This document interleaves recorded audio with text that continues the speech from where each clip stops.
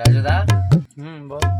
গাড়ি তো মোটামুটি চালাতে শিখে নিলাম, ফুল কম চালাতে শিখবো। গাড়ি চালানো মানে কবে ফুল শিখবি? আচ্ছা, ধর আমি একটা নতুন ছেলে নিয়েছি, গাড়িটা চালানো শেখাচ্ছি। আমার কাছে কিছুদিন থাকি, আমি গাড়িটা ফুল চালানো শিখিয়ে দেওয়ার পরে 5টা ড্রাইভারের সাথে মিশছে, 5টা খালাসির সাথে মিশছে।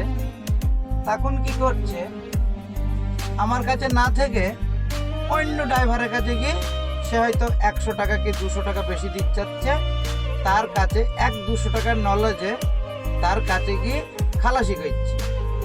আমি তাকে গাড়ি চালানো শেখালাম মানে আমার হেল্প হবে বলে, কিন্তু আমার হেল্প হওয়া বাদ দিয়ে অন্য লোকের কাছে গিয়ে তাকে হেল্প করছে। ঠিক আছে,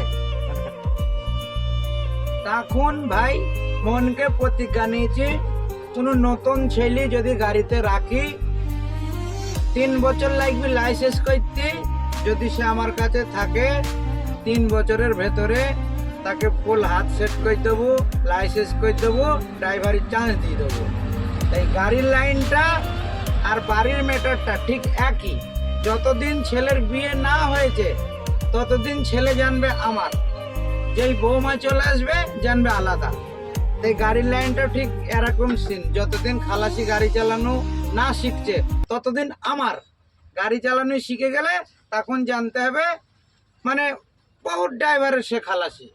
তাই এই আমি একটাই প্রতিজ্ঞা নিয়েছি, 5 বছর থেকে 3 বছর থাকো ফুল কনফার্ম ড্রাইভারের চান্স। ভালো লাগলে ভিডিওটা লাইক। আর কোন উদ্দেশ্য নিয়ে ভিডিওটা করলাম তোমরা বুঝতে তো পারলে, এইটাই বাস্তবে হচ্ছে।